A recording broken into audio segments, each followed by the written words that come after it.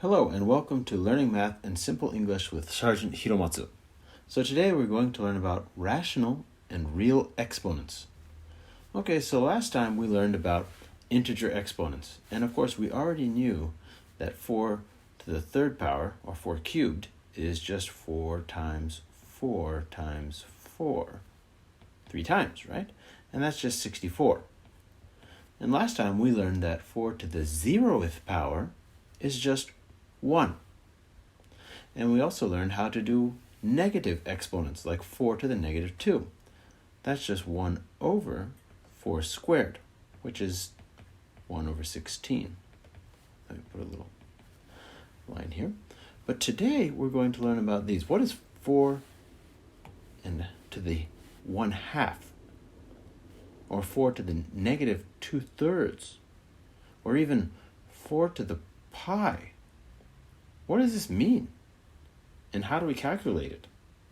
So that's today's goal. Today's goal, we have two goals. One is understanding what a rational or real exponent means. What does it mean to say 4 to the 1/2 power?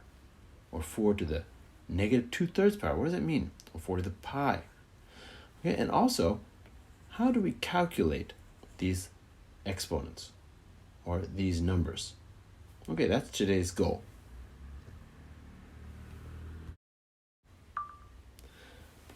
Okay, so let's look at the relationship between addition and multiplication and the relationship between multiplication and exponents. It's very similar. So let's go back to elementary school. Let's think, what is 4 times 3? That means we need to add 4 3 times. 4 times 3 is 4 plus 4 plus 4. And that's 12. Okay, that's easy, right? But what is 4 times 0? You add 4 0 times. But what am I adding 4 to in the first place? This one is just 0 plus 4 plus 4. I'm adding 4 to 0, right? I added it 3 times. Therefore, I got 12. I added 4 to 0 3 times. So now I'm going to add 4 0 times, which means I don't add anything. I just have 0. So 4 times 0 is 0. Okay, how about 4 times negative 2? That means I do the inverse of adding 4.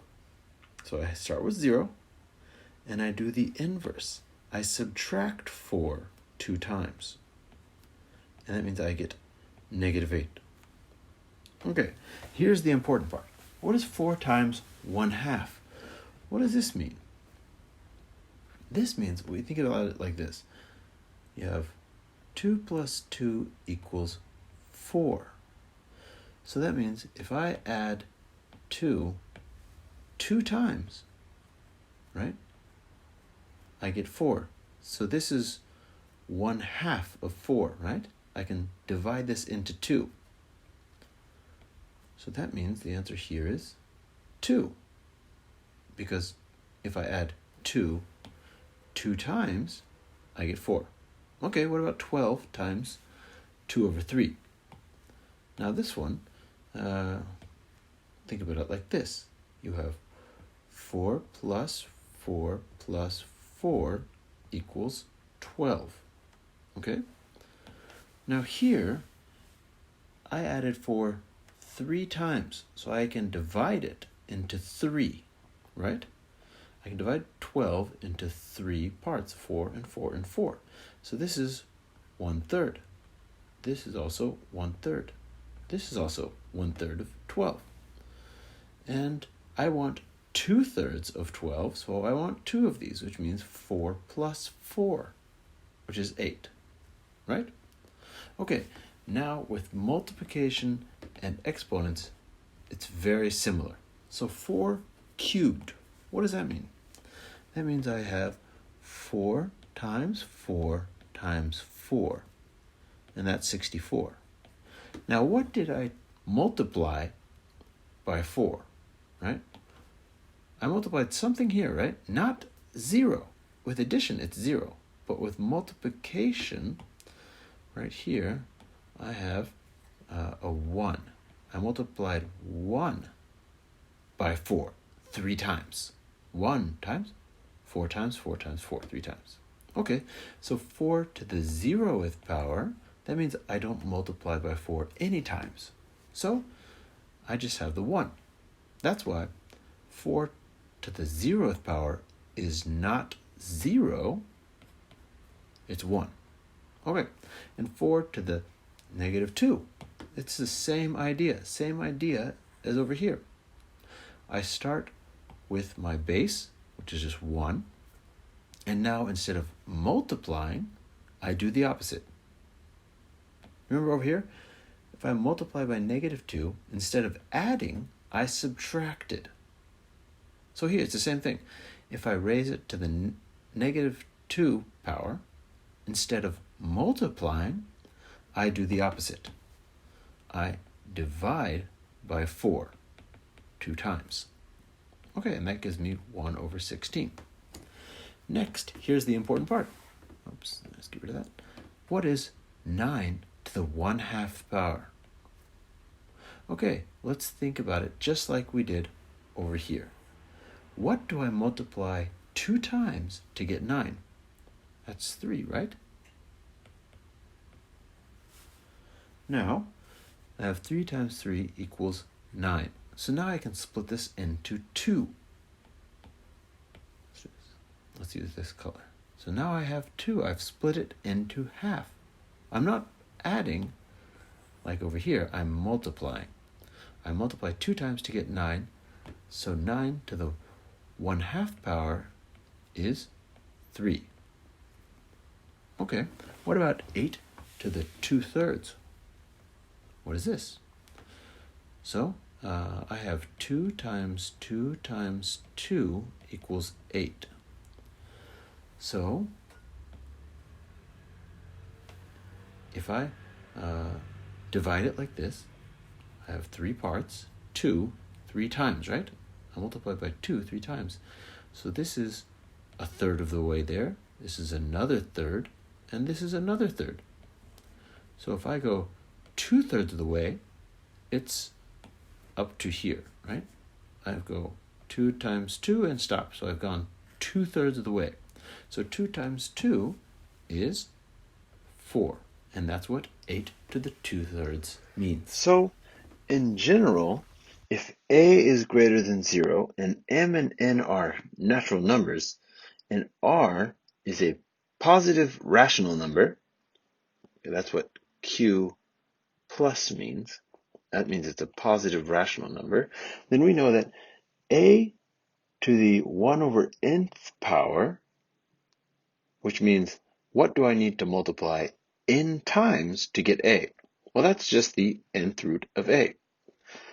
And then we can see that a to the m over n power is just the nth root of a multiplied m times, which is just the nth root of a to the mth power, which also can be written as the nth root of a to the mth power. And also in general, that a to the negative r is equal to a to the r, 1 over a to the r. Okay, so for example, 27 to the 2/3 power. Okay, so this means that it's the third root and then it's squared. Okay, so in the denominator I have a 3, so that means third root. In the numerator I have a 2, so that means I multiply 2 times.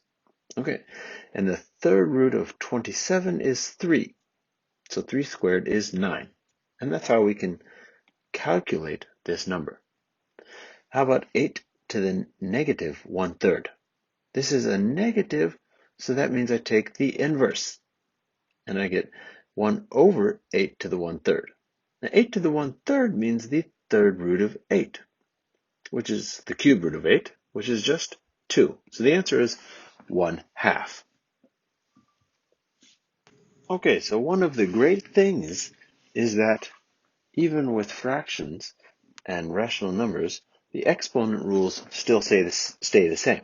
So if a is greater than 0, b is greater than 0, and r and s are rational numbers, then I can use the same rules as always. So this hasn't changed, and that's very convenient. So for example, if I have like right here, a to the 1/2 to the third power times a to the 1/4 power divided by a.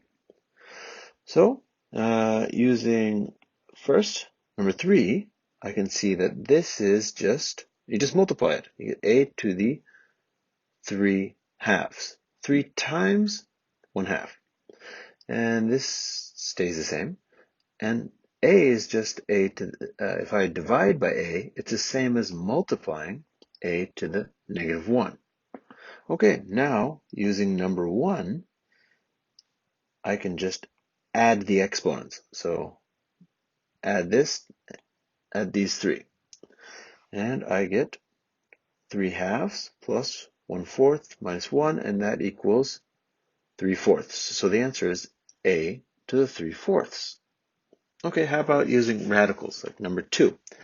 If I have the cube root of 5 times the 6th root of 625. First of all, notice that 625 is 5 to the 4th power. So 5 to the 4th power, but the 6th root means 5 to the 4/6, right? But 4/6, I can write that as 2/3. So now this is 5 to the 1/3 times 5 to the 2/3, which means I just use number 1 again, and I have 5 to the 1/3 plus 2/3, which is 5 to the 1st power, 5 to the 1, that's just 5.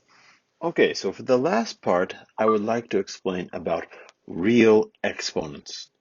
Okay, so for example, this example, I'm going to use pi, which is 3.141592653, etc. So this is not a rational number. So how do we calculate 2 to the pi? So we just approximate it with rational numbers. So first we start with 2 to the 3rd power, which is 8. Next, 2 to the 3.1.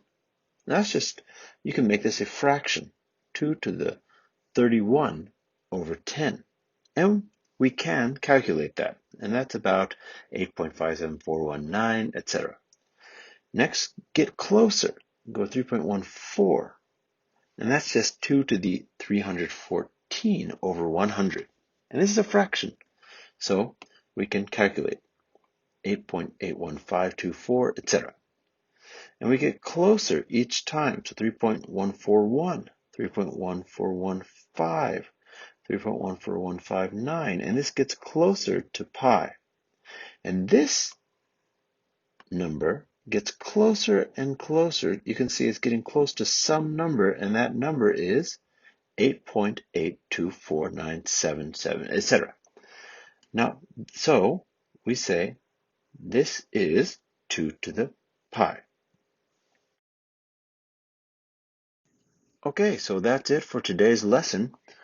Make sure you were able to accomplish today's goal. Understand rational and real exponents, and also be able to calculate rational, in other words, fractional exponents. Okay, thank you for listening.